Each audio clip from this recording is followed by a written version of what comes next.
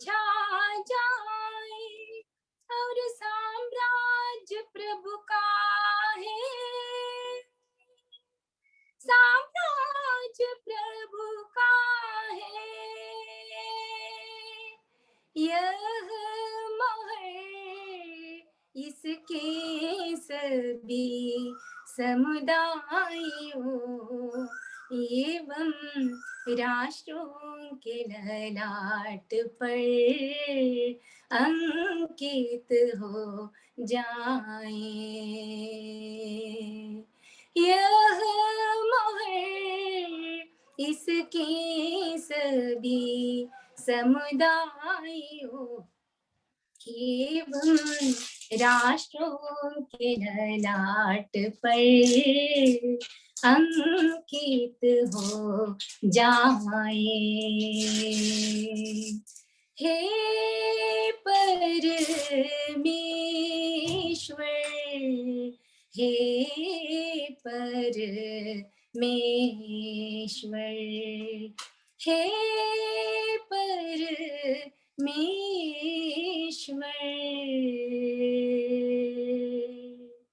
हे परमेश्वर।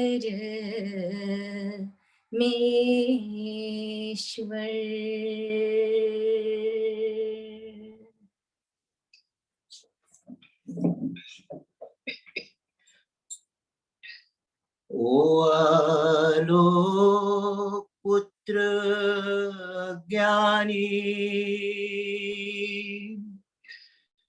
रोम रोम में शब्द जगा तू, सुन रे मैं तेरी कथा पुरानी। ओ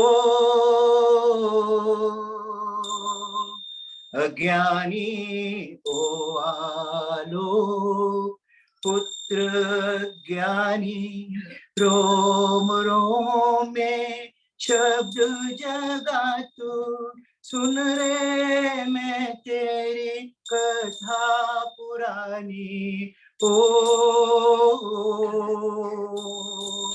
अज्ञानी,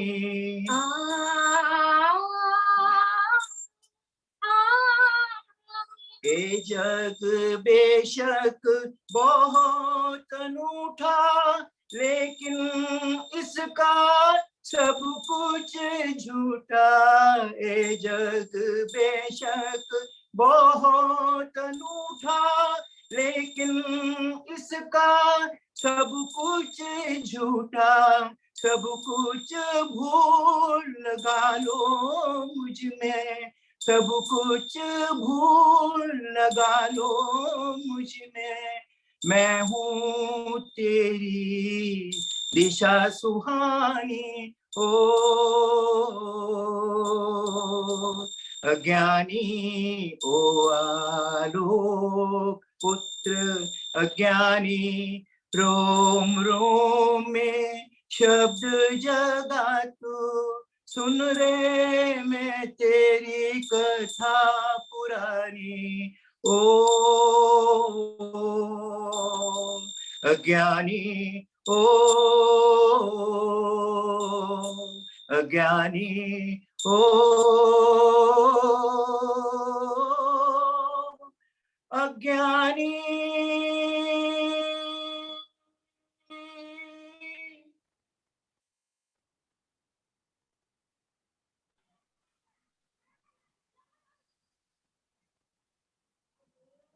Thank you so much, Mr. and Mrs. Shinoy. Thank you so much for your kindness, for your support. Can I request Mr. Hemati to recite the prayer?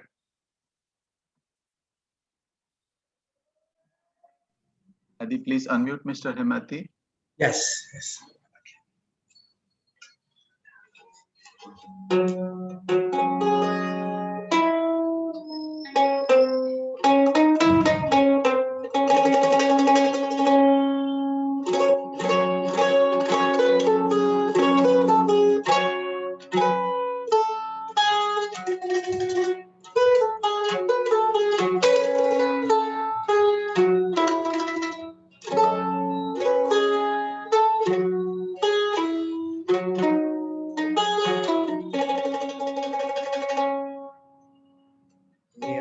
the stars of the heaven of understanding, the breeze that stirreth at the break of day, the soft flowing waters upon which must depend the very life of all men.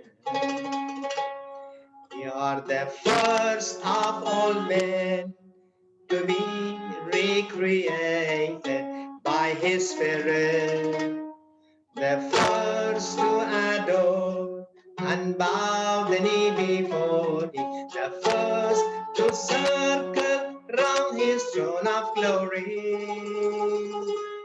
You are the stars of the heaven of understanding.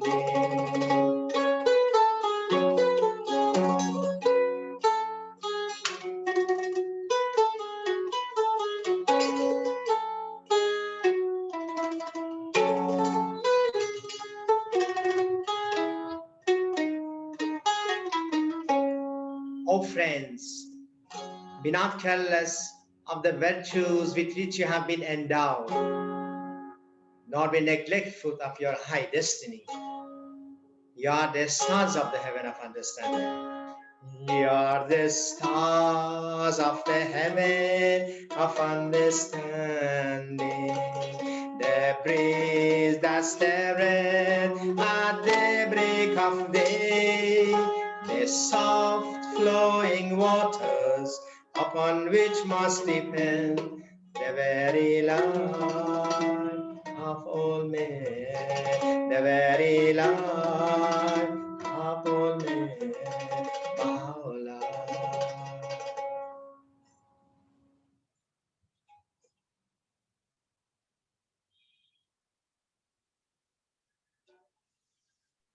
Thank you so much, Mr. Hemati, for your beautiful prayer. Thank you so much. Yeah, friends, I welcome all of you once again here to this discourse this morning. And I'm very grateful for all of you for your kind participation. Um, this morning, we have an eminent speaker to address us. We have Mr. Payam Sogi with us. He will address us in a short while from now. Before I formally introduce him to you, may I take a few minutes in order to share with you the information that this program is organized by the Baha'is, and the Baha'is are having a worldwide community, and they're the most diverse group of people on this planet, and they represent the microcosm actually. They represent more than 2,100 backgrounds uh, that belongs to tribes or caste or whatever, and they are having presence all over the world. And one of the basic Baha'i principle is to spread education all over the world. And we have more than 3,000 training institutes running formal programs for children, for the young adults, and for the adults. Not in only academic line, but also change the mindset of the people and to come to the constructive path and to shun all destructive endeavors that's occurring in the world. So I will not take much of your time. I will introduce now to all of you our chief guest today morning. That's Mr. Payam Shogi. Mr. Shogi has uh, extensive experience in education. By profession, he is a mechanical engineer, though. He has spent a number of years in training, in motivating people. He has conducted extensive numbers of training courses for the teachers in value education, in moral education, and in many, many other subjects. He is well known all over India, and he is currently the principal of Riverdale International School in Pune. And he has been a member of the Baha'i community for a number of years, and he has been doing these trainings. So we have requested him today to address us, and it's a privilege for all of us to have him with us. And he will address us now how the solution will come about to the economic and social malaise that we face in our world, and what is the Baha'i approach, and what can be the alternative to find out a way to resolve all these difficult situations that we are facing in our world. I kindly request Mr. Payam Shogi to address us and to illumine our thoughts. Thank you very much. Adi, would you kindly unmute Mr. Shogi, please? Thank you so much, Dr. Mishra. It's a pleasure to be among this group, and I'm grateful to Dr. Jiten Mishra to inviting me to be part of this group.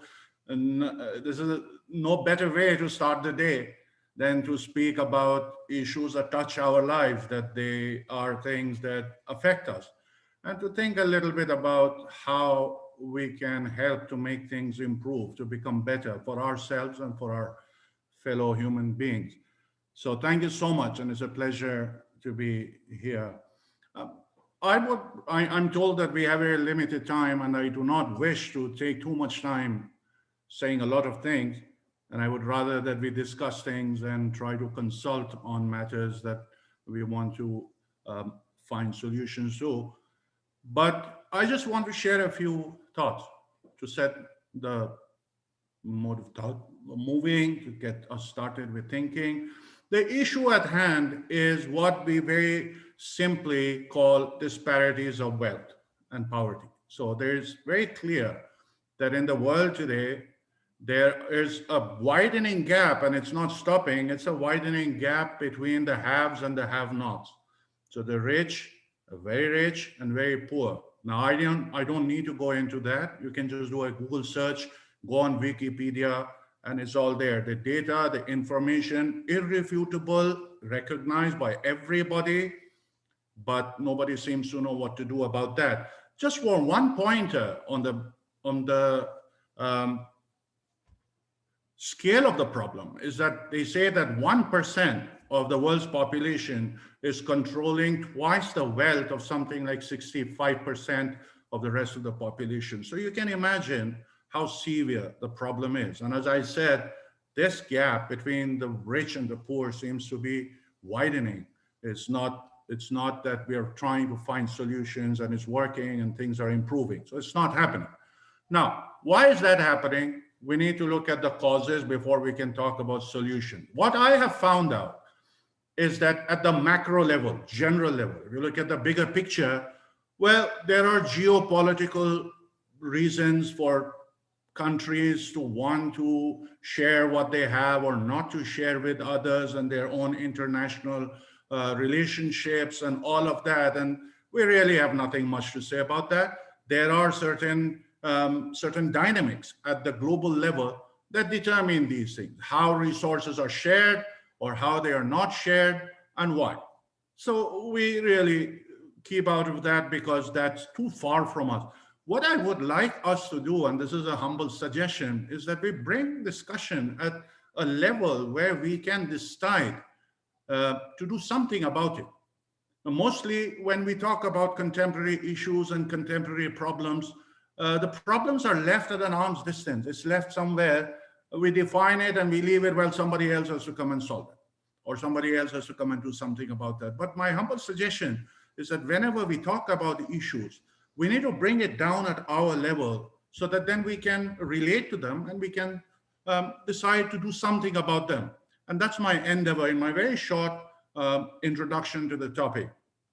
So why is it that a large majority of people on the planet, including nations and countries, are in a state of depravity, whereas a very small number of nations, of communities, of societies, of people are controlling much more resources and wealth than they need?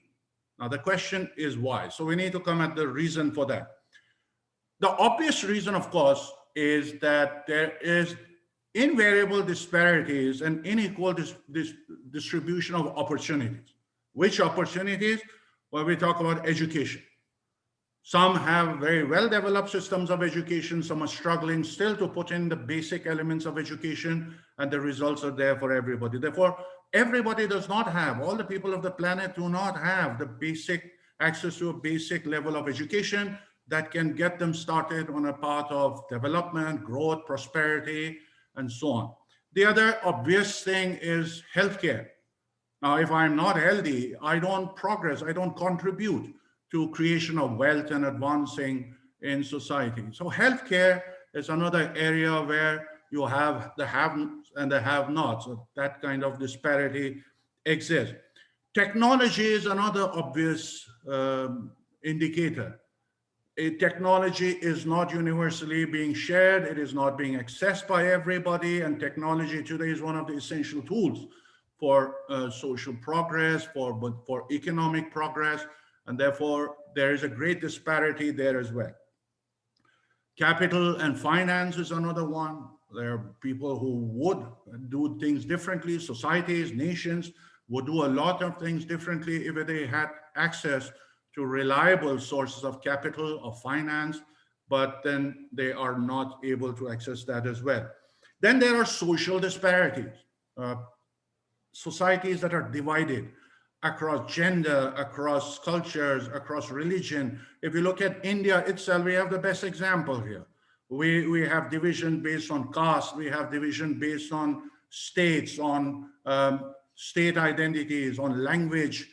So what has happened is that our abilities, our energies, our forces have got divided. So the kind of impetus that we could have generated through being a cohesive and united and harmonious society, that has not happened. Now, when you look at a global level, this is even worse. So you have racial prejudice, racial issues, and then we have gender issues, and we have a lot of things. And this is actually now becoming even more prominent if you have been following what has been happening in America and so on. This is something that seems to be a worry, that we are actually systematically breaking down our own abilities to do things and to achieve greater things, social disparities and so on. And of course, skills, the ability, it's an extension of education, but we need to mention that separately, because when you are not skilled, when you don't have the basic skills, then you're not able to contribute in a productive manner to your advancement, to progress, to creation of wealth. And so the result of all of this is that if I do not have most of these things which I need, then I become dependent on somebody else. So it is up to that somebody else to decide whether I can have some of these things or not. So this basically is the situation that we are in today in our society, in our world today. Now, many discourses, many studies, many research papers, many movements that aim or try to address this issue of disparities of wealth stop here. They stop here. They say, all right, there's no universal spread of education, of quality education, of effective education. So we have to do that. So there are NGOs and there are government programs, and the United Nations agencies come in and they try to promote education for everybody, and then they try to address that. Healthcare, all right, let's have an array of agencies and institutions and organizations and countries and aids and funds. Let's bring up our system of healthcare. We don't have technology, all right, let us do that. So this is where everything stops, and they try to address that. But as I said, what about us? What about the common man? What about you and I? What is it that we can do? I think there is another step that we have to take in this discussion to bring the problem at our own doors. Now, the question here that I would like to ask is that why is it that after all these years of development and progress, nation building started almost uniquely war, the destruction caused by the Second World War, and after that, all countries started the process of nation building. Some got at it later, for example, India after independence and other countries as well, but more or less around that time. Now, we came a long way. The Industrial Revolution, the Agricultural, the Green Revolution, the White Revolution, social progress, and technology, science, there's a lot that we have achieved. But the question is, why have we not been able to address effectively and once and for all this issue of disparities of wealth. Why is it that a large portion of population is in depravity? They don't have food to eat, they don't have clean water to drink, they don't have access to shelter, and they don't have a lot of other things. And international conflicts and wars and all of that is making it worse. So, but we don't want to go there. We don't want to bring that in. Let's talk about a normal, peaceful world with this problem in hand. But actually, the conflicts that are happening around the world is making things worse for the deprived sections of our population, our fellow human beings. Why is it that education, healthcare, technology, skills, and finance, and all of this is not equally being distributed and accessible by everybody, therefore resulting in such disparities of wealth? That, I think, is the question. And if we can find an answer to this question, then we suddenly find the problem at our own doors. This then makes us to start thinking about what is it that we can do. Personally, I would like to suggest a few pointers as to why this is happening. Now, I come from an educational background.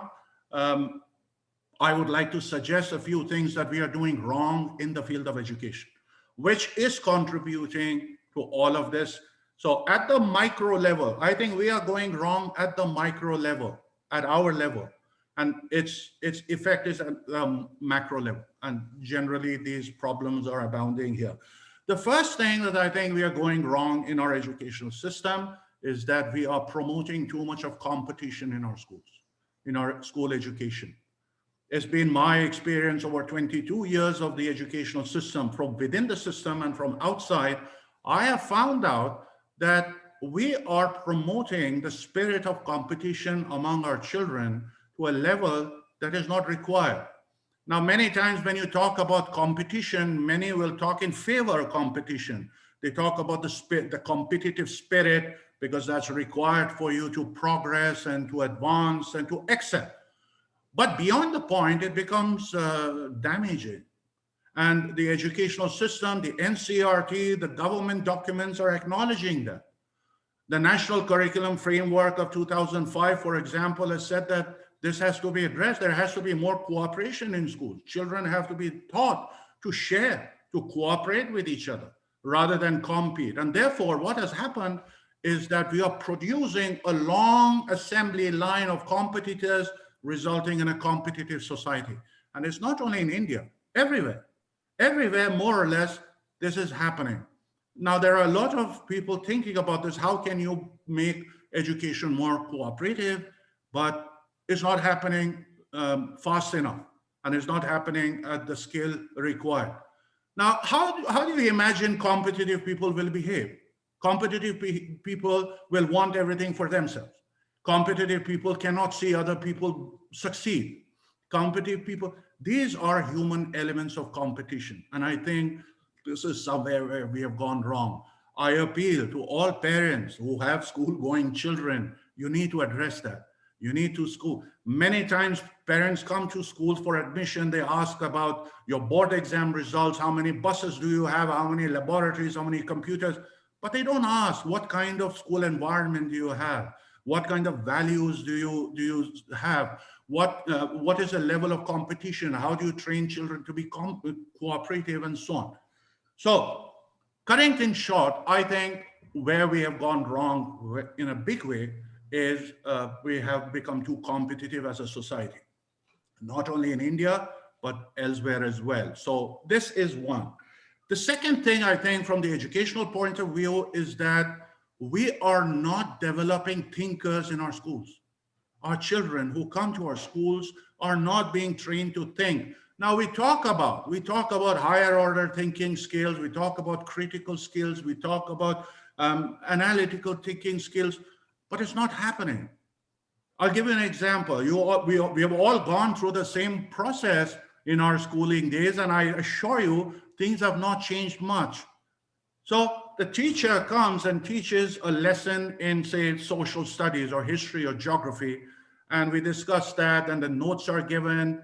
And then at the end of the lesson, there are a few questions and answers. Now the exercise.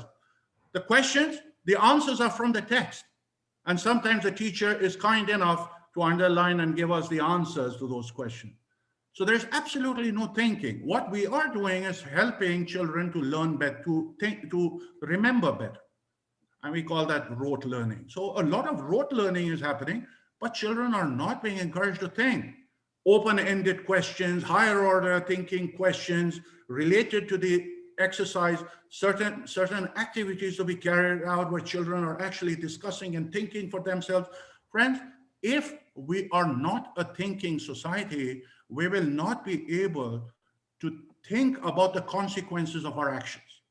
Now, that's one of the biggest drawbacks of not being an effective thinker. And I'm afraid this is what's happening in our schools. The children that are passing out, the people who are passing out, they are not able to think. You know, we talk about values, and I'll be touching about that a little bit. There are hundreds of research papers that say that if you want to help children pick up values, thinking, the cognition part, the cognitive part of training is an important part. So children have to be able to also think, all right, if I am not truthful, what will be the consequences? Or if I am truthful, what will be the consequences? Then the journey for the child to start imbibing truthfulness in himself or herself starts. Without the ability to think, we are going nowhere. And I think as a school teacher, I believe this is where we are, and we are losing on a lot of opportunities to be able to correct a lot of things. Why do we hate people based on their caste? A thinking person will ask this question. We really need to ask ourselves a lot of things that are happening around us. Why is it happening? And then what is it that I can do about that? So thinking, ability to promote thinking in our schools, in the educational system, is something that we need to do. And finally, it all boils down to who we are as a human being. What kind of values do we have? For example, the value of compassion. If a person sees somebody is in need and he has the value of compassion, he cannot but go approach the person and help that person who is in need or in trouble. Consideration, empathy. These are certain generosity. I mean, I think generosity is the greatest value, that is the biggest solution. If nations were more generous, if as a society we were more generous, for example, look at what India is doing. India is an example of generosity at the moment with its contribution of vaccines to the world during the corona pandemic and all of that. So here we have an example of generosity. As an individual, if we are generous, if we are caring, if we have the sense of unity, that wait a minute, these people who are in need are part of my own family, the human family. I cannot be happy and content and comfortable in my own house, whereas there are others who are in need. So it all boils down to the kind of values that we have or we have not. And those same values then get reflected in our institutions, in our social structures, in our social processes, and in everything else that we do. So maybe at an individual level, we need to explore these ideas. We need to introspect and see where we are as an individual. What are some of the qualities that I have? What are some of the qualities I don't have? What are some of the things I need to work on and make that as a spiritual journey for myself? And this is something that the Baha'i faith supports and promotes very actively. It asks us to bring ourselves into account each day. So there's a beautiful quotation that I love. It says, "Bring thyself to account each day, ere thou art summoned to a reckoning." Every day we try to improve ourselves and do that. So at the level of values, it is very essential. I want to give you an example. You see, many times we feel that, well, what difference will I make if I have or don't have certain values? Nothing will change because there are things happening at the international level that are beyond my control. But actually, that's not so. You see, there is the example of a river. The river, if you look at it, is made up of drops of water. Now, if you compare the qualities of a drop of water and the river, they're the same. The chemical composition is the same. H2O, a drop of water, and a river. And they have the same qualities, physical properties and chemical properties and everything. But then when you have all these drops come together, suddenly that drop gets its abilities, its abilities change. The thing that it can do suddenly change. Now a river can move boulders, huge stones. It can irrigate vast tracts of land. It can generate electricity. All of this, a drop of water could not do. But the moment all these drops come together and they're unified in one approach, then the power of change increases. So this the reason why I am bringing up these issues, that actually there are things that we can do to solve these problems, not only of the disparities of wealth and poverty in the world today, but many others that are causing a lot of trouble and problem for the people. Finally, I wish to summarize everything and say, everything said and done, we have a major problem. We have a major problem, and I think this is where we have really gone wrong, which is the cause for many other problems. And this is the mother of all problems. According to me, my limited understanding over the years and my research and my studies is that we have adopted a materialistic approach to life. We have become materialistic beings. We were not created that way. All the Holy Scriptures tell us that we are spiritual beings because we have a body which we see and feel, but then we have a soul that is attached to this body, which gives us life, which gives us the ability to the rational being, which gives us the ability to think, to feel, all these qualities. These are the elements of the soul. All scriptures, without exception. And the Baha'i teachings, of course, are very strong and very focused on this element of human nature. We are not materialistic beings who are slaves to our physical needs. Life is not all about satisfying hunger and physical needs. There's much more to it. And we have examples of those things, of what human beings are capable. Look at the mother. A mother has been created for us to see examples of sacrifice. A mother will go hungry, but will feed. Here's an example of what a human being can do. A farmer, similarly. There are many examples we have that show us what human beings are capable of, only if they move away from their lower qualities, from their basal understanding of themselves. The more we, there's a very nice example that you have a tree, a sapling, it has its roots in the mud, in the dirt, but it grows away from it. The tree grows away from that dirt where its roots are, but the roots are important. They have to be there, otherwise it'll die. But the tree does not aspire the dirt and the soil and the mud. It moves away from it towards the sun. And the greater it receives the sun's energy, the more verdant and the bigger the tree is, the more fruit it bears. Here's an example for us.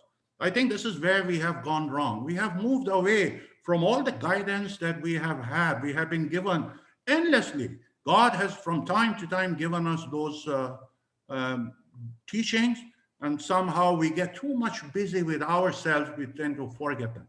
So maybe here's a time that we need to pause for a while and understand, think about, question ourselves, question our own beliefs, and say, how far have we deviated from the teachings that we value, and do a little bit of course correction. I think the answer to all of this is in religion. Religion is the only source of knowledge that gives us a balance. It gives us a balanced roadmap, a code of conduct for addressing all of this. And mind you, if you look at religion very carefully, all the scriptures, they do not only talk about progress of the soul or spirituality, which they do, and it is essential. That's the bedrock of our successful being and existence. So prayer, fasting, our spiritual life. But then they also tell us how we should live, what kind of societies we should have, what kind of institutions we should have, and they give us a vision for the future as well. But somehow we forget all those things, and a lot of customs come in, and a lot of physical and social practices come in, and we forget the essence of religion. And that, I think, is a reason why we are in the state that we are. The solution is at hand. The solution is available to us. We have the solutions. We always had them. But it is just that we got busy doing other things. And we need to go back. We need to, again, explore these things, do some introspection. And I believe that's the only solution that we can hope for.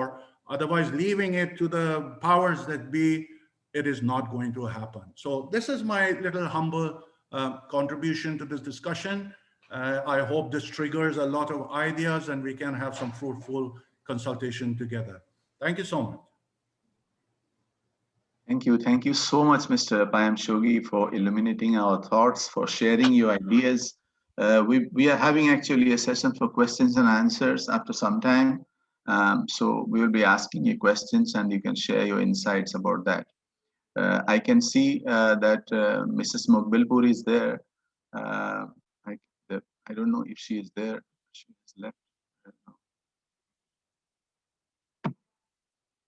Mrs. Mokbilpur, are you there? Yes, yes, I think she is there. Yes. So would you like to share your thoughts, a few thoughts you have? Yes, amazing thought by Mr. Payam Shoki. It was really so enlightening, and there was all facts which you expressed. And being an educationist, I believe the same. And yeah, really, it is at the core of all this is the value education and basically the education of the children, that how much we can really focus on it. If we really want to have a better society, if we really look for the betterment of the world, I think it all depends on education. We don't need to be a formal educator or an educationist to do this education at our own level, whoever, because I see a galaxy of enlightened people here. I think each of us have a role to play. And particularly at this point of time when society is really being helpless, is the right time that we can throw some light of hope to the society and help these extremes to be abolished or to come to a kind of a balance. So it's a beautiful topic you have selected, Dr. Mishra, for today's discussion. And I'm sure there are many enlightened friends here who could really contribute to this topic. Thank you. Thank you. One of the things that Baha'is believe that ignorance is the reason for all the issues happening in the society. And that's why we emphasize a lot on education, and we invite the educators to guide us. The idea is not to have an intellectual discussion. I personally do not believe in it, because we have a lot of academic discourses and we have a lot of abstract subjects being discussed in many colloquiums, many discussions.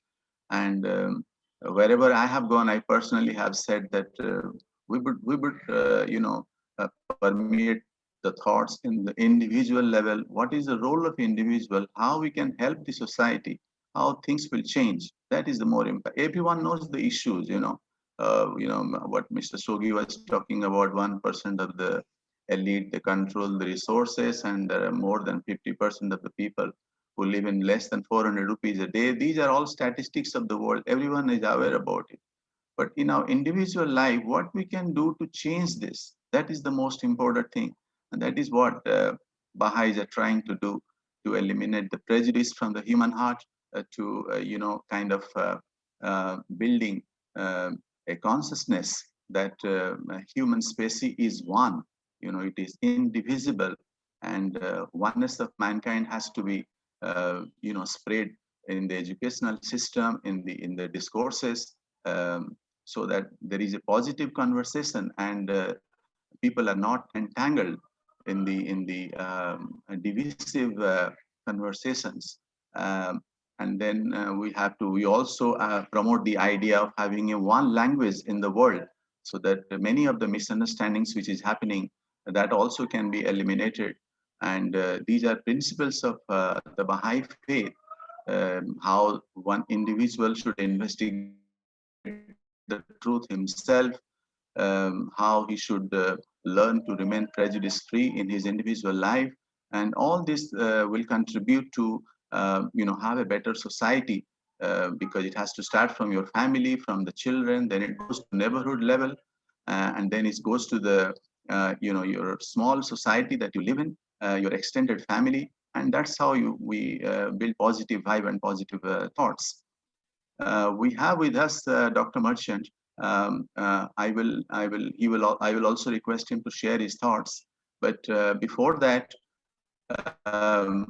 I will request him that we have taken inspiration from the major religions of the world, and I will request him to recite those statements. And after that, he will be requested to share his own thoughts about the subject of the discourse for a couple of minutes. Dr. Merchant, are you there? Yes, to all the distinguished friends who are participating in today's discourse, I'm again grateful to the organizers led by Dr. Mishra for today's coming together. Thanks for the quotations.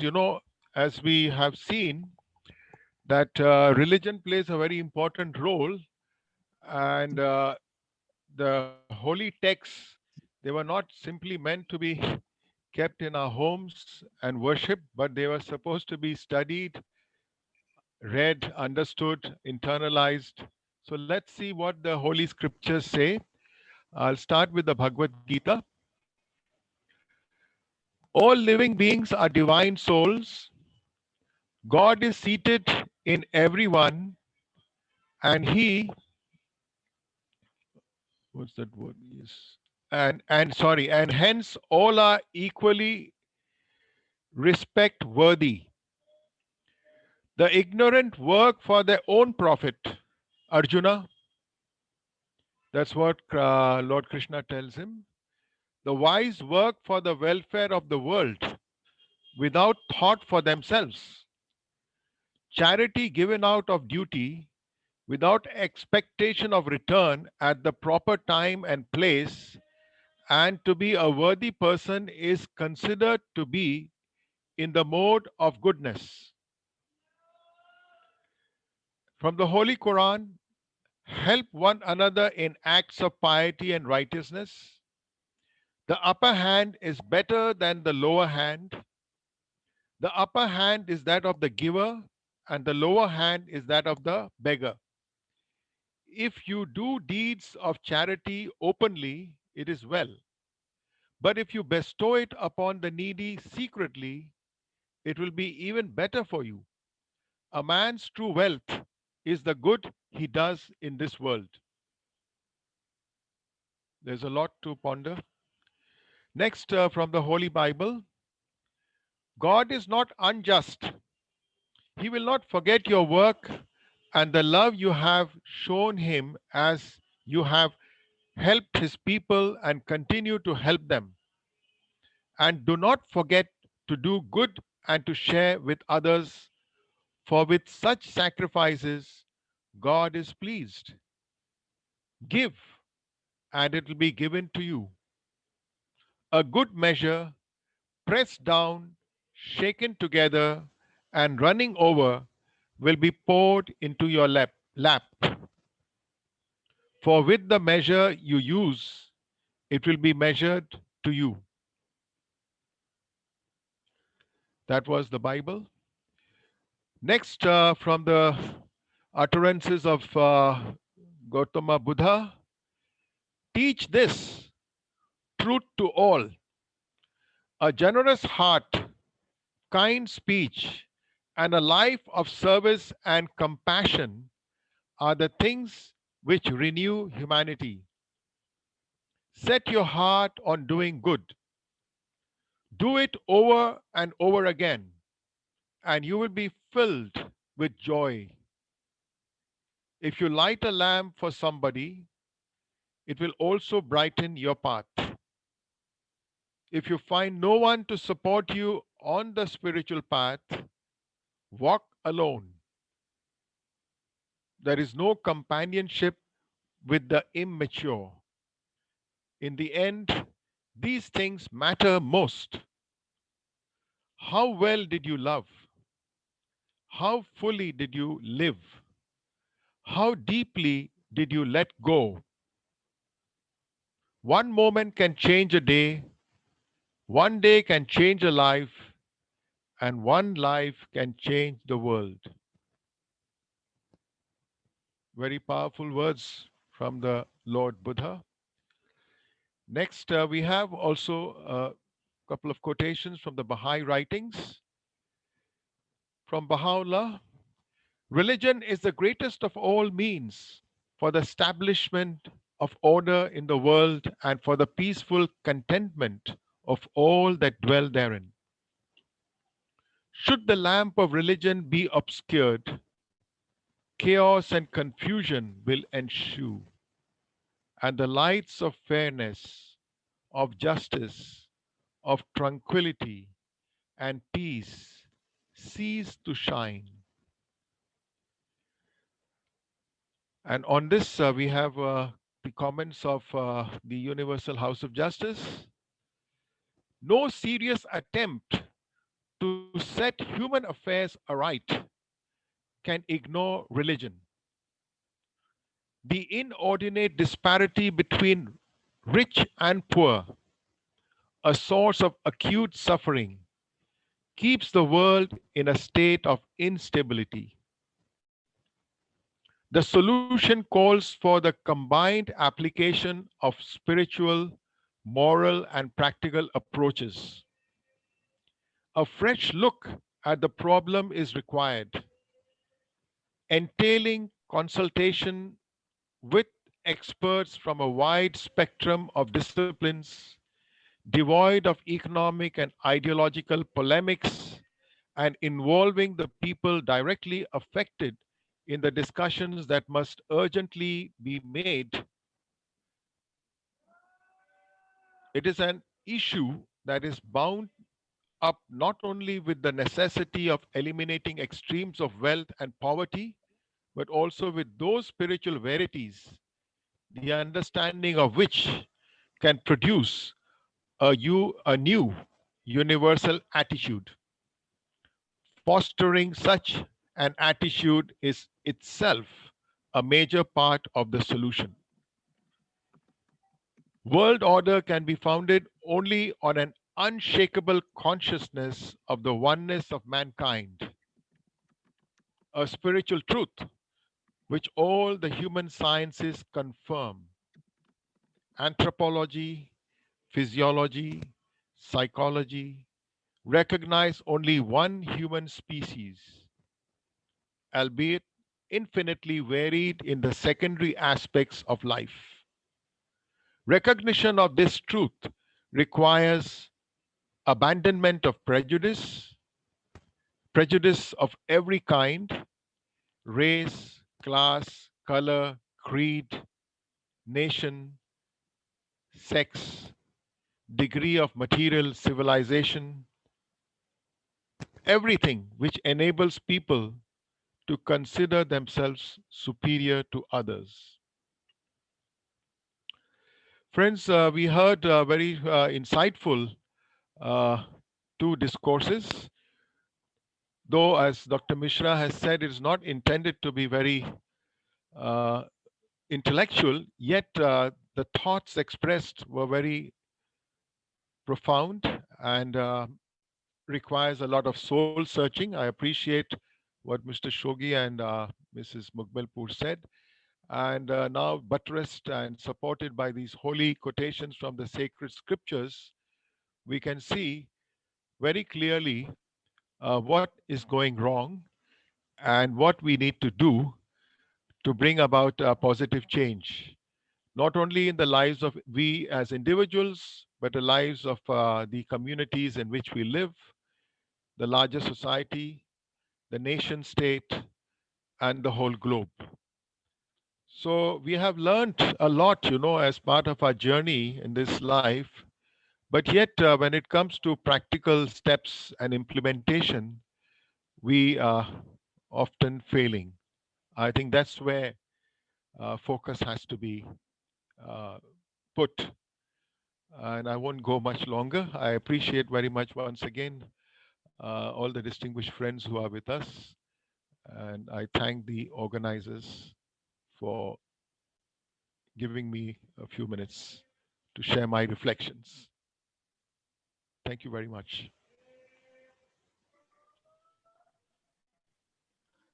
Thank you, Dr. Merchant, for your kind words and for your thoughtful comments.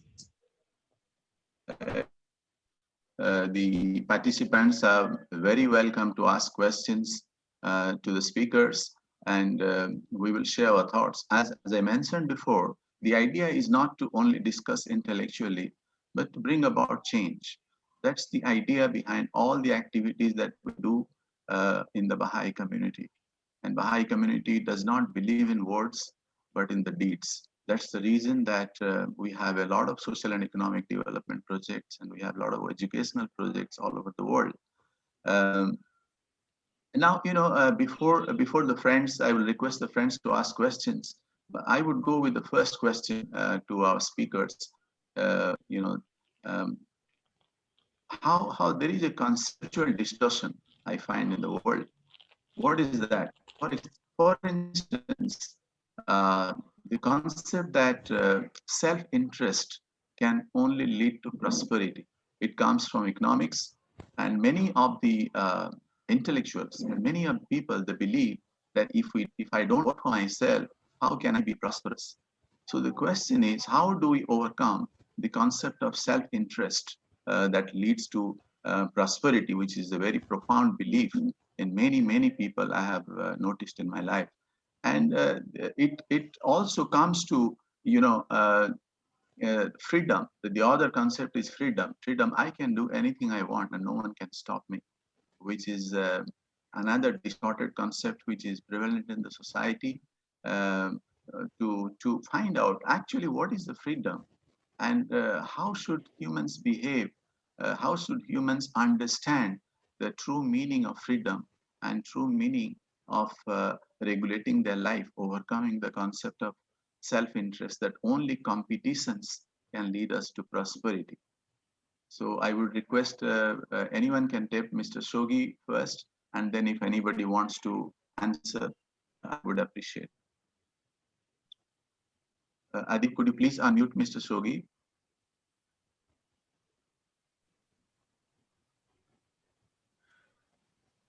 Dr. Mishra, you did not tell me that the questions are going to be coming my way and I will have to answer them. But I hope that everybody will participate in replying these questions. You see, it's a very interesting question about selfishness. Many people are selfish, they want things for themselves, and this has become an acceptable human behavior. It has become an acceptable human trait. Everybody's selfish. So, have you ever noticed in a marriage party during dinner time, I notice these things, the mad rush to be the first to go and get the food or to board a plane. Have you seen people getting off the, I'm not being intellectual here, Dr. Mishra, but I'm giving practically, you make a mad rush to go there and get off on the plane to go. I have a boarding card. Nobody can deprive me from sitting on my seat. The plane will not leave without me, but still we have that. So these are manifestations of what Dr. Mishra is saying. The question is why?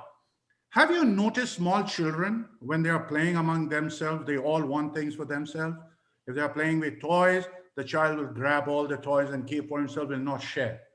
Now, this is called egocentrism. Children are by nature egocentric. That's essential to the process of their development and growth.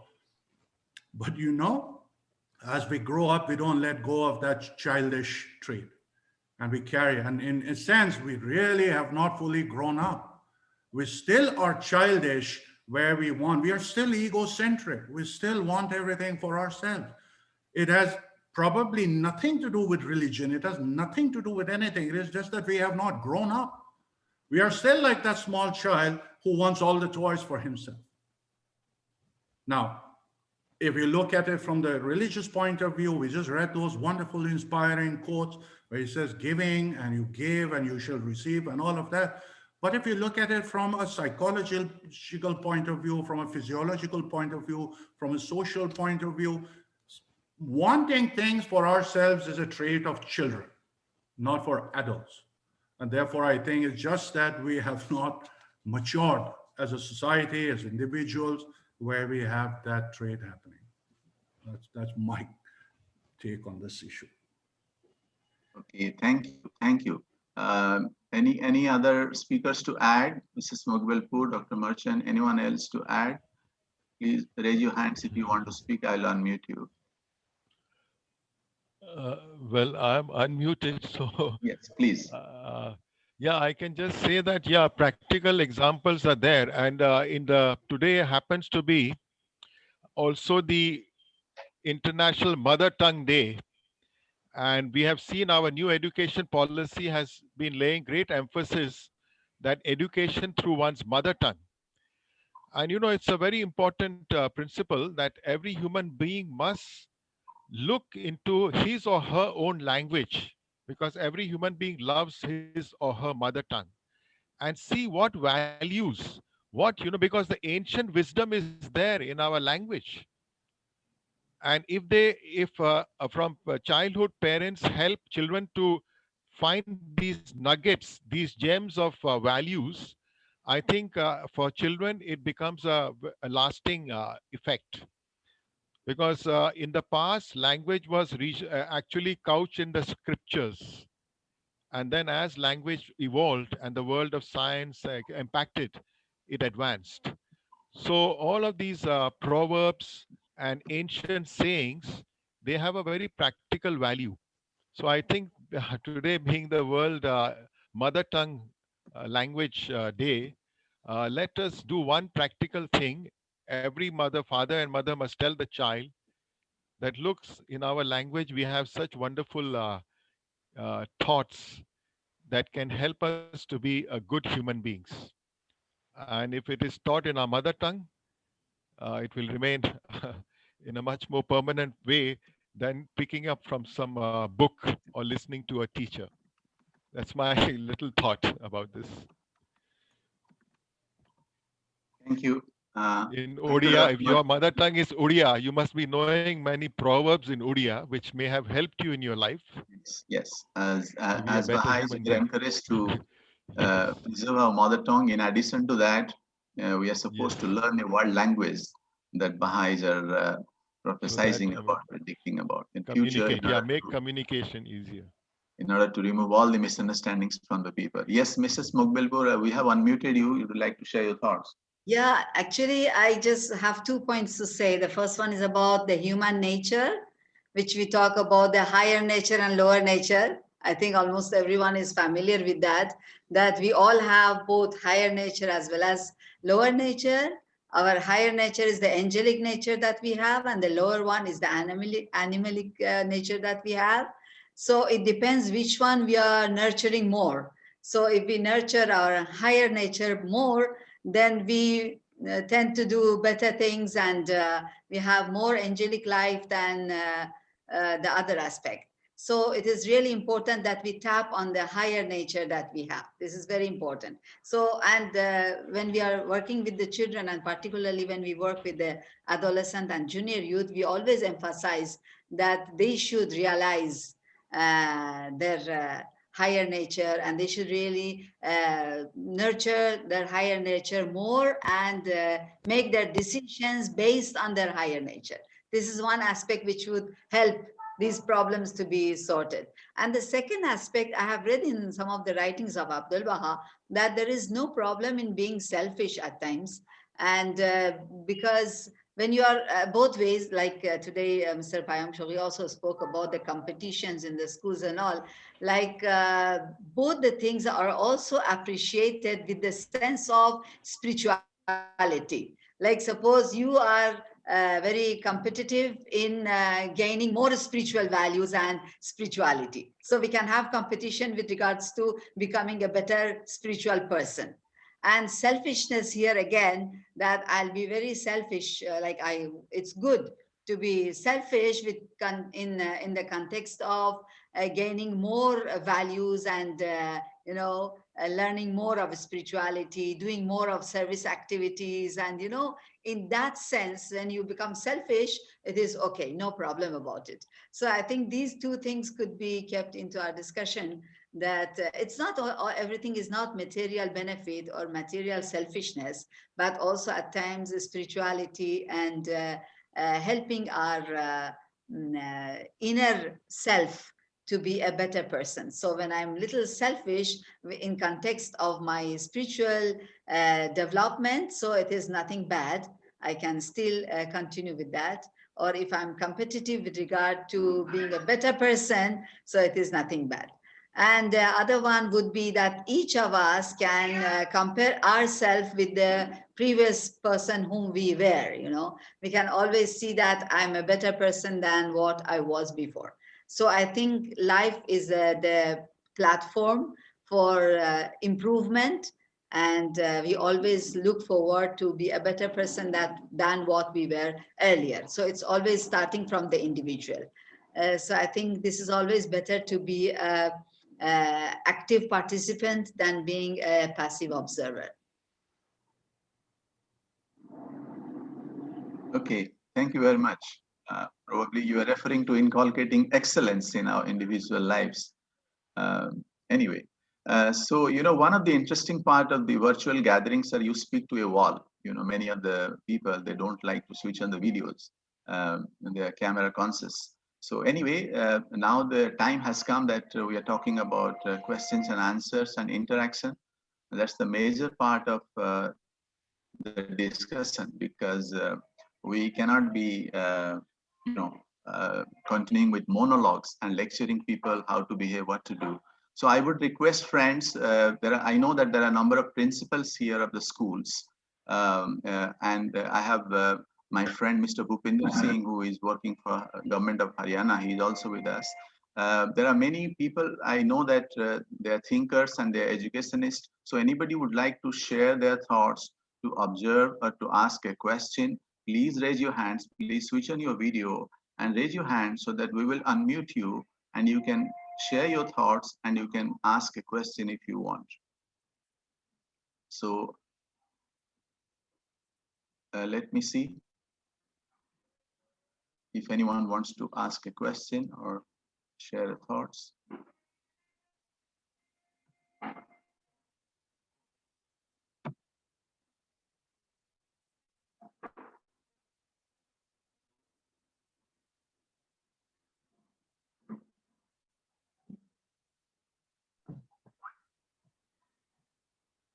Friends are silent. May I share something? You all agree with this? Oh yes, please. Great.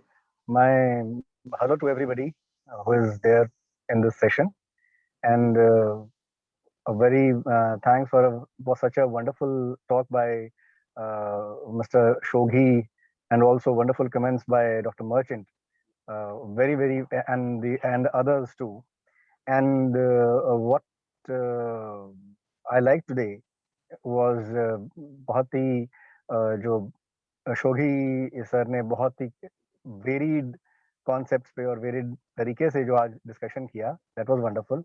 And doctor merchant added in his in his words, he took a few sentences from different sacred scriptures, and that is very important for each one of us to understand that we all living on this planet, at least if I talk of this planet, this is one story, all of us, which Baha'i faith also teaches. Every faith has been speaking of this, about this, in every sacred scripture. The most important thing for the humanity to understand and accept is that we are all one. There is no we are not two, we are all one. It's the same thing, the same story, the same concepts told by different people. And we must understand that we are all brothers, we are all the same, we are all one. And Dr. Merchant, the sentences which he took, it only underscores that fact that yes, every sacred scripture has told the same thing. It is the same story. It is the unity and the one. We are all one, brethren, and the brotherhood, the universal brotherhood, is the most important message. And Mr. Shogi, what he added, which he was explaining, he was describing that there is a mad rush at, whenever there is a lunchtime or dinner time in a party. I have also seen this, and most often, very often, it happens with me whenever I see this happening. Sometimes the elders, they try to bully the youngers, छोटे बच्चों को कि जरा हटना, पहले जरा मैं coffee ले लेता हूँ. And I often fight with those people कि how dare you bully a child. And I stand there and I ensure that that child gets the coffee first, and this over smart people who try to bully others, they get the coffee later on. So it looks very bad. I mean, everybody should, should, जो जिसे कहते हैं मन में चित्त को शांत रखना चाहिए.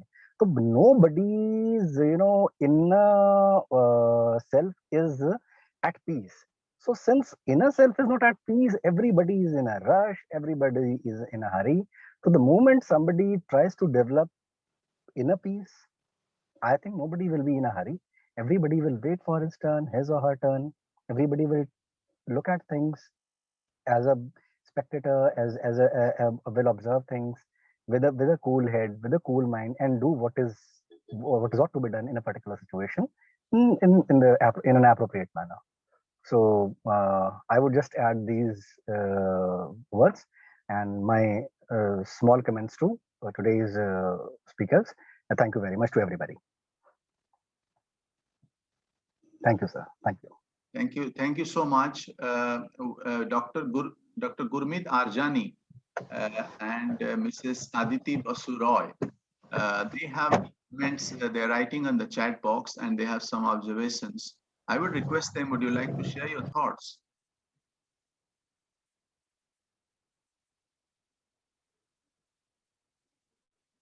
Still there, I can't see them. Adib, could you unmute Dr. Gurmeet?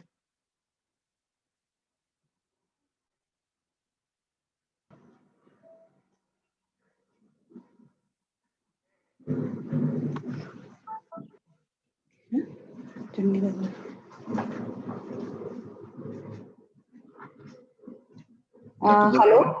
Yes, Yes. yes, please. Good morning, everyone. No, it's good afternoon. It's 12 to 1. Good afternoon, everyone. It is really wonderful attending such an insightful session. Such an insightful session. I have been always thinking about these things, that how the through education, we can bring about the change in the world. I think my video has started. Yes. Yes. So how we can bring about a change in the whole society, the whole humanity. And it is through education only, where very rightly said by our speakers today, that it is through the education.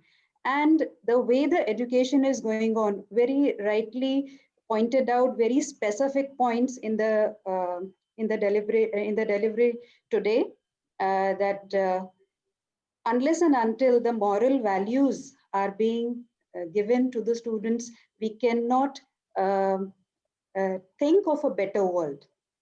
We can never think of a better world. So this is one of the reasons, from coming from the as a psychologist, working as a psychologist with the voluntary organizations, I took up the challenge and as a purpose of my life, to head the institution, one of the schools, so that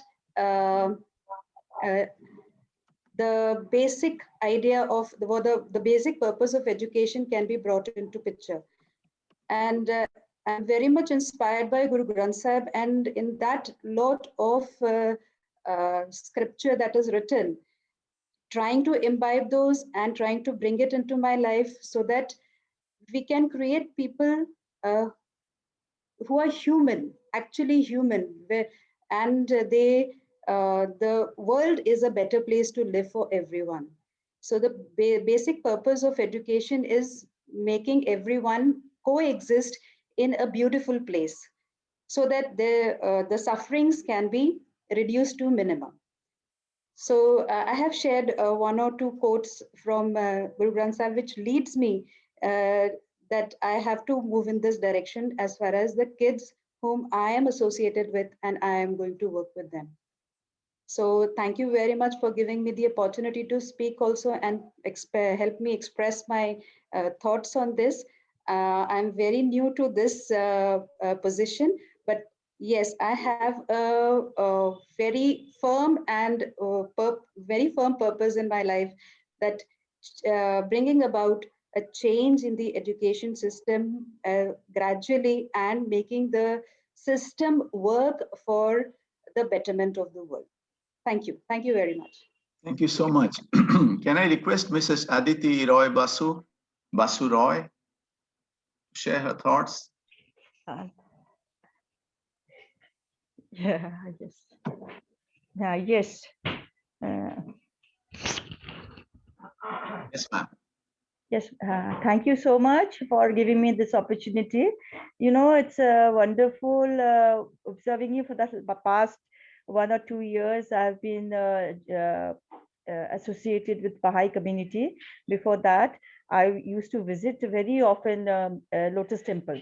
It was a place where it was very close to my heart, and where I found a real peace. Means, I mean, I was very happy to visit the prayer room. I was very happy to visit the convention center and see the movies and the work you have been doing so far. It was very, and whoever came to my house is to visit me, I always made it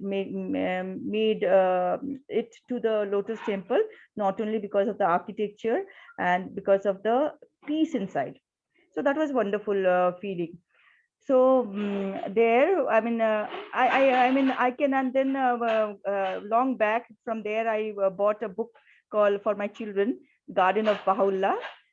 So that book was also very nice. I read that book, and it was very, very nice, and I recommend to everybody to read that book, Garden of Baha'u'llah. It's a very simple for children. The book is for children, but you know that to start, and it's so simply written. It's very nice. So that, but as my profession, and as my I mean, what to say, bringing up, and my tradition of my family, we are into service. We run an NGO also, Abha Mission for Social Health and Education. So we are into service and into teaching for many generations. I'm a Bengali, and so it's a education and culture is a part of my mother. It's inside my blood. So we were into education and culture for many years. So that is what, and what I think is education and culture both are service oriented. Means without service to humanity, you cannot really educate.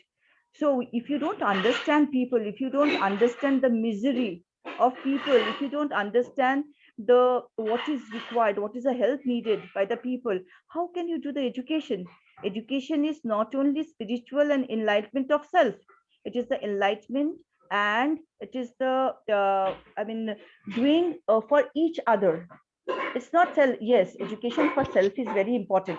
That's the spiritual education, to transcend oneself from the, what ma'am said, the transcend oneself, the lower self to higher self. That is very important. That is very important for self growth, for the development of the self, development of the spirit. But when we don't have compassion to realize each other, and the peace to prevail in the world, peace to prevail in our vicinity, and the compassion, then there's no, you cannot transcend yourself. The moment you transcend yourself spiritually, you try to understand people around you, you try to be more compassionate, you try to be more what to say, I mean, peace oriented, that the atrocities, the I mean, all the I mean, atrocities happening are not for the peace, they are contrary to self development, they're contrary to the spiritual transcend. So that is that has to realize, and the education is the most potent medium to understand that. And I think I'm a very impart to impart this education to my school, because what I do will be followed. I'm a leader. In not in terms of a political leader. I'm a leader in my thought, in my action. So what I do will be followed by my teachers, will be followed by my students. So it is very important for me to be an example to what I implement, the values I implement in my school will be followed by others. So as a education leader, we must ensure that the values we implement in myself to my institution is followed. That is very important. Thank you. It was wonderful and wonderful for having me, and I'll be really happy to join all other, all the discourses and all other program you have. Please share with me. And Dua ma'am is Dr. Raya Singh is there. She shares with me, and it's very, very wonderful. And I've made some of my friends to join. That was wonderful. Good meet. Thank you so much for your. Uh, thank you so much. Thank you, ma'am, for your kind words. Yes, we do believe that worship and service has to go hand in hand to bring about change in the society. So we have two other friends, Mr. Smuti Ranjan. Are you there? Please unmute yourself. Adip, could you unmute Mr. Smuti Ranjan? Please share your thoughts or ask your question. Hello, good afternoon. Good afternoon. I'm sorry I could not, come in video. I am unwell actually. Okay. I'm suffering from fever. Sorry, Okay. but really very glad to participate in today's topic, and I was I'm very thankful to the honorable speaker that he has brought a very uh, good point. I think it's very important that finding a balance between uh, competition. As an aspirant, I have always seen that competition has hampered much to the mindset of the students and the younger generation than anything else. Um, and that has actually impacted the whole scenario. um, what the education system should bring inside a student. After coming from school, if a child is not sympathetic towards his environment, towards a tree, towards a bird, towards people dying, and moving ahead, uh, looking at things and not bringing out solutions, so this is very pathetic. um, mm, I think that competition is really growing to such an extent which is actually not required. We see students committing suicides, even if younger generation below 30 years of age, those who have a lot of years in front of them, they cannot see the hope in themselves that they can do something, is seriously because of the unnecessary competition and this competitive environment which is getting created and pushed uh, by people each and every day. So this has to be really dealt with. uh, and another word, that is cooperation. We also see that today people speak about competitive market, competitive federalism, and bring out the best from them. But actually bringing out the best from somebody has to come from cooperation. Cooperation is hand holding others hand and making him capable so that he can come to the mainstream. But competition leaves the person at his own end, that he will do at his best and he will come forward on his own. That is not viable for each and everybody, and that is actually taking people to a very vulnerable situation. So this is a very important agenda, because if we do not address this issue today, then it is going to take a very bigger shape tomorrow, and it will just end up it will just uh, take us to a world where we are really very, very selfish, and we have left everything in their mercy, and we are moving ahead, and that has repercussions to ourselves also in a very different way. So the first thing, we need to replace competition through cooperation, and I think that all of the holy scriptures has always given us that direction, that we should be more cooperative in nature, we should be more friendly in nature. For that reason, we see that the words like brotherhood, the word like friend has popped up or comes in each and every, almost every religious scriptures and their words and their verses. um, um, um, Today, I would like to quote one of the verses from a great poet from Odia. He says that mo jibono pache norke padithau jagata uddhara hou. It says that let my life be in hell, but let the people of let the life of the people be cherished and they come and be in well-being. So these are the values in which our societies were there, but after some time what we see that the theories like Darwin, that survival of the fittest, these things has taken a momentum in a very different way and has hampered our thinking, and that has taken our societies into a very different direction, which is not good in shape and breaking the balance. So uh, mm, it is really a matter of thought and a discussion, and the discussion has to be taken, needs to be taken to many bigger forums. I think I'm working in an organization, and the way the organization functions, it is more important that these discussions need to be tabled in the boardrooms, into the directors rooms, that they bring these things to the board and make policies. Only then these things could come to a grassroots level. Otherwise the employees or the students remains in the hands of these cruel policies and behave, and they are not able to bring out these qualities of cooperation, friendships and other values what we speak, and they get distracted towards a different world. So we need to bring these things to our debate in day-to-day life. We need to appreciate all those who cooperate, and we need to just be away from all those who bring out unnecessary competition and make us feel that they are the great. So we need to be away from all this and bring out all, appreciate all those people, those who cooperate more.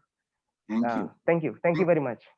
Thank you, Smriti Ranjan. Mr. Smriti Ranjan is a banker, so he is a sympathizer of the Baha'i, a friend of the faith. So he has a lot of thoughts, good thoughts. Thank you, Smriti. The next is Mr. Piyush. Mr. Piyush, are you there? Show your hand. Please unmute yourself. Adib, could you unmute Piyush? Where is he? I can't see him.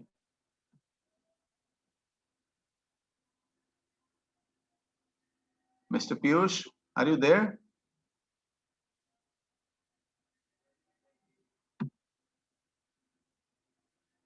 Piyush? Okay.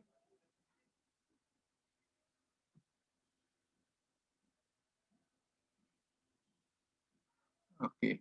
I think he is not there. Anyway. So friends, before we go to the next program, if anyone else is there, Dr. Merchant, would you like to speak? You're saying something. Saying that I have to go now, so I will. Are Okay. you concluding in a few No, minutes? no, no. We have a little bit more. So yeah. So my thank apologies. you I so have much. an international webinar to address, so I must. Thank you. Thank you. Thank you very much. Thank you. Bye-bye. Thank you so All much. the very best to everybody. Thank you. So friends, before we proceed further ahead, I would like to request our dear friend who has joined us, Madam Pina, to sing a song for us before we proceed further. Madam Pina, are you there?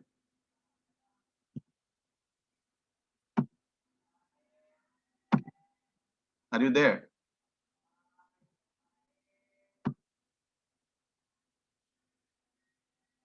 Yes, yes. I was trying to unmute, sorry. Yes, yes, yes. Thank you so much. Please sing us a song. Okay. This is Good Neighbors. We're all neighbors. Yes. Your neighbor is from Malaysia. That's me.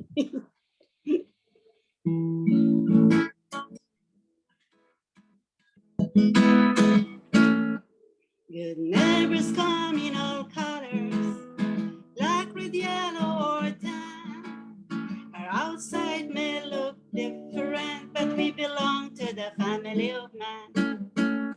When my doorbell starts to ring, I can't see the ringer's skin.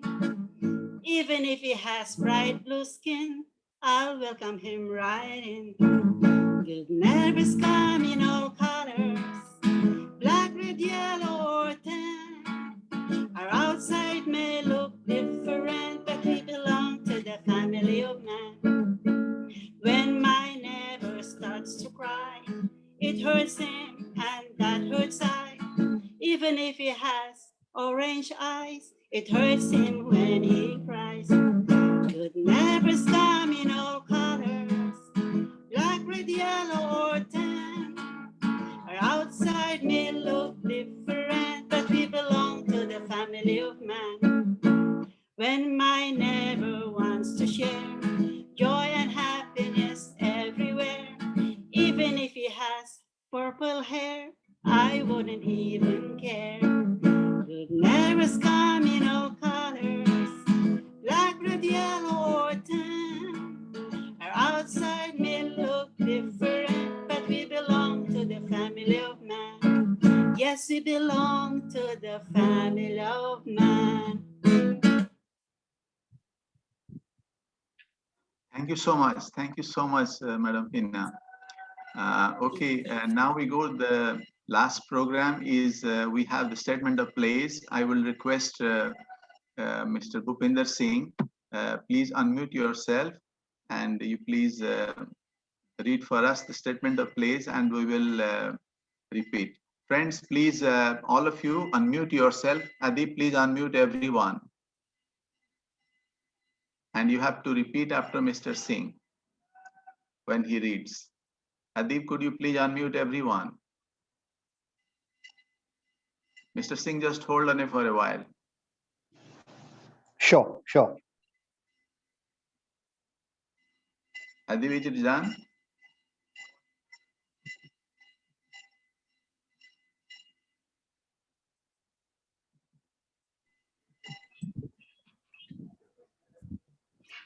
Adib, can you unmute everyone? Now everyone can unmute. Yeah. Please unmute yourselves.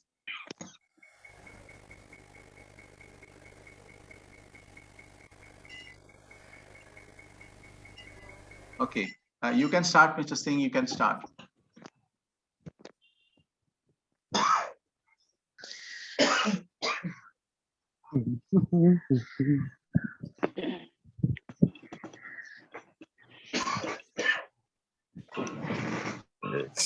So, shall I begin the statement of pledge? Yes, yes.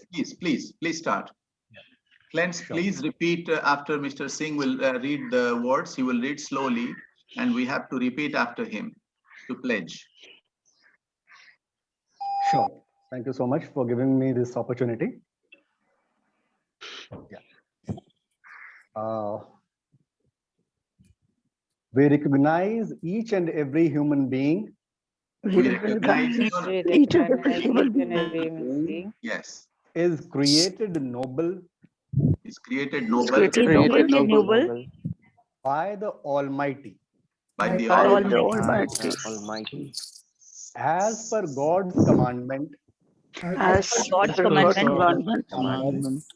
We promise to show our love. We promise to show our love. Respect and empathy to all. Respect and empathy to all. We recognize that. We recognize that The betterment of the world. the betterment of the world Can be accomplished. Through pure and good deeds. Pure and good And conduct. conduct. and we promise to work towards it. And we promise to work towards it. We recognize that Recognize that recognize that human beings are the highest creation human Human beings are the is the highest highest creation of creation God. of God, of God, and we all are created and we And we all all are are created created and are responsible to build and are and are responsible to responsible build to build our common future a common common future future with mutual love, with mutual love, mutual love trust, cooperation, plus cooperation and collaboration of everyone. and and collaboration collaboration of everyone. We promise to keep away Promise to keep away from the conflicts and controversies, from the conflicts and conflict, controversies, but under no circumstances but under no circumstances stay aloof from the stay aloof from the pressing concerns of the society. pressing concerns of the society. We will explore the precious points We will explore the precious points of unity, of unity, where contrasting perspectives where contrasting perspectives contrasting can overlap can can overlap overlap and contending peoples can be unified. and contending contending people people can can be be unified. unified. We recognize that the solution to economic issues We recognize And the solution to solution economic to issues economic issues lies in transformation of souls, lies lies in transformation of soul, which alone can bring in which alone can bring in being in man's nature man's man's nature nature, such a fundamental change such a a fundamental change fundamental change as to enable him to inspire as to enable to him to enable him to inspire inspire the community and the institutions community and community the and the institutions for economic justice in the society. for for economic economic justice in the society. We recognize that the welfare of any segment of people we recognize that the welfare of any Welfare of segment any of segment people of people is bound up with is bound up bound up with with the welfare of the whole. the welfare of the welfare whole. of the whole. We understand that society's collective life We Understand understand that that society's society's collective lives suffers suffers when any one group thinks when any one group when one group thinks of its own well-being of its own well-being well-being in isolation from others. in in isolation isolation from others. So we promise So we promise that our thoughts and actions that our thoughts and will be selfless will be will be selfless selfless and for the benefits of and for the benefits of all without exception. all without exception. Thank All you very without much, friends. exception. Exception. All without exception. So exception. without exceptions. All without exception. Thank you very much, friends. Thank you, so everyone. much. Thank you for the wonderful webinar. Thank you for invitation, and may God bless us all. Yes, thank you so much. Now we will have please switch on your videos, friends, so that we are going to take a good group photograph. So Adi, please remove the screen, and we have to take the group photograph.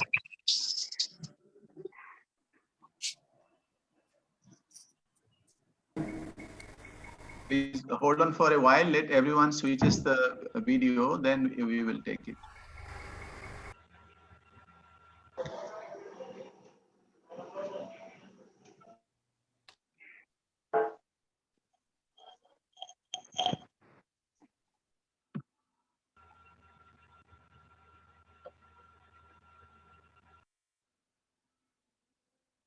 Adivi, is it done?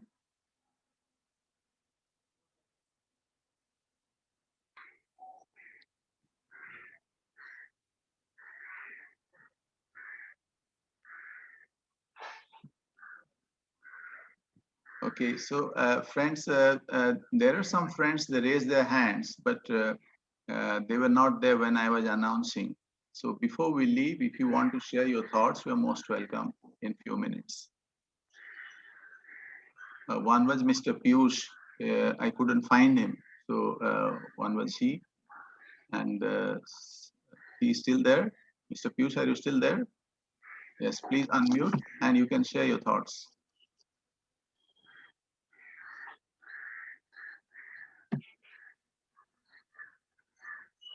Please unmute yourself.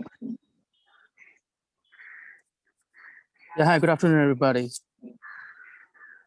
Yeah, thank you for letting me speak. At that time, I think my Zoom actually got disconnected for some reason. So maybe I missed out on the opportunity to speak at the time. So education as a whole, basically, I'm very good, like I believe in holistic education. That is what my philosophy says, that the holistic education is needed. Just like what was shared by a lot of other people and the speaker, Mr. Shogi. So I believe in holistic education in terms of, it should be done from the childhood, like when the baby is just like really, a kid. In our, there is a written in a lot of Vedic scriptures that the true education of a child starts from the womb. When the child is just getting created, when the soul just enters the body of, the womb, when the baby is getting created, the true education starts from there. That is the reason why our ancestors used to say that we need to keep a good environment towards a pregnant lady, because at that time the kid, whether you believe it or not, but the kid is actually listening to what you are saying. The kid is actually absorbing the knowledge that you are going to share at that time. That is the reason why our ancestors used to say that we need to keep the environment really good, so that a lot of good values can, the kid can learn a lot of good values from it. So the real education starts from the womb. And as the child grows, the education system definitely, the whole education system is based on competition, just bringing, it's all messed up. That is the reason why we require a holistic education, which covers each and every aspect, whether it is knowledge, whether it is, thinking, whether it is about spirituality, whether it's about the value education, everything. That is what holistic education focuses on. It focuses on the mental, emotional, physical well-being, social well-being, all sorts of well-being it focuses on. And that is what we actually are doing right now in China. So my fiance is a Baha'i, and she's Chinese Baha'i. And I have been we are actually working on holistic education in China right now. So we are working on this. We are actually about to open up the school in Dali, Yunnan province. So that whole school will be focusing on the holistic education. And we are just starting from the early childhood, early childhood development. So like just the kids, like preschoolers and, all those kids. We'll be focusing on the holistic approach for that particular people. And as far as the religion is concerned, I have a very big, I'm so sorry to say, but I don't know, for some reason, I'm always against the concept of religion for certain reason. And the only reason is because religion has become a tool in today's world to manipulate and to create chaos, because people are not being aware of the realities. They are not aware of the true knowledge that the religious scriptures say. They just listen to some fake gurus, some fake priests who give them the incorrect knowledge, and then they start fighting with each other over religion. The maximum wars so far have always been because of the religion, somehow or the other. But it is not the true religion. I'm talking about the fake religion, the one people are using for their benefits. If you talk about Knight Templars, why did the Knight Templars attack? What was the reason behind Knight Templar attacking? Because they wanted to spread the Christianity all across the globe. And why did they do that? because they were having an incorrect knowledge about Christianity. They were having an incorrect knowledge about the Bible. The same goes with the Islamic extremists. The same goes with the Hindu extremists. Same goes with all sorts of people. So that is the problem with the religion. Religion, yes, it's beautiful. It is definitely beautiful if it is being taught in an absolutely truthful way, in an accurate way, rather than being manipulated to use the humans against each other, because that is what is happening right now. Okay, and when we talk about casteism, thank you, Piyush. I'll have to cut you out because I'm sorry. It's okay. It's a short of time. It's okay. Cut you out. It's okay. It's okay. Okay, I thank everyone. I thank Mr. Payam Shogi for sharing his valuable time with us. I thank all my other friends, Mr. Singh, all my other friends who have joined. I thank Mrs. Mugbilpur. I thank Madam Pina and all other friends, Mrs. Roy. You have shared your thoughts with us. You have stayed with us. Our next program will be in the month of March. We haven't decided the date. It will be probably 14th or 28th, any of these two dates. Please save your date. So we will invite you and we will take another thought-provoking, another learning-worthy topic, discuss about it. And the idea, as I was mentioning before, is not to have intellectual discussion only, is to find out the ways and means how the individuals will change and how in our private life we will start doing something, change the society. That is the most important thing, and that is it's high time that we have to transform the human beings and bring about betterment of the world. Thank you so much for all of you joining us. Thank you so much. It is so wonderful. I'm grateful for all your participation. Thank you so much. Chetan, thank you so much for the very inspiring webinar, and to all the dear friends who have conveyed their feelings and their moving thoughts. And we pray that we will find a solution through the unity, as Baha'u'llah said, to all the ills that prevail and divide mankind. Thank you so much for everything. God bless you, Jiten, and all the dear friends for all the wonderful thoughts. Thank you. Bye. Bye. Hope to see you all next time. Please invite your friends also to join May I us. also add? Yes. Bye. Yeah, surely. May I add, if I may take 1 minute of everyone, if I am permitted to. Yes, please, Mr. Singh. Yes. Abhi, am I audible now? Yes, please. Yeah. Mr. Piyush said that he is very unhappy with the fact that religion has become the cause of so many problems in the world today. I would like to say that religion has not become the cause of the problem. Religion is what religion is. Religion is humanity, and which everybody has spoken about. Bab and Baha'u'llah have spoken about it. Buddha has spoken about it. Lord Krishna has spoken about it. Guru Nanak has spoken about it. Every Prophet Muhammad has spoken about it. Everybody has spoken about it. So religion itself is not the problem. And wrong understanding and wrong application of religion, that is the problem. I'll tell a very small joke. During this COVID, one person during COVID, somebody said that the government has been speaking that only mask is sufficient and sanitizer is sufficient for going out. So one person went out with mask and sanitizer out after using mask and sanitizer, and he was very unhappy. He said, "These people are very bad. They are saying that mask is sufficient. People are also wearing shirt and pant." Okay. Thank you, Mr. Singh. The thing is, we need to understand religion properly. Once the correct understanding is made, then religion is actually the key to solving all problems. It is not the problem in itself. It doesn't create problems. It solves the problems. Thank you so much, Mr. Singh. Mrs. Vasin, there is a request that friends are saying that she will say a few words. Are you there, Mrs. Veena Vasin? Please share your thoughts before we leave.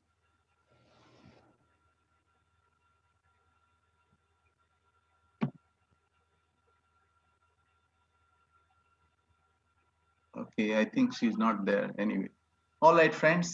So we will hopefully see you in the month of March in the next discourse. So we are grateful for your participation and have a wonderful day. Have a wonderful day, all of you. Thank you so much. Thank you, Dr. Saab. Badhiya raha, first class.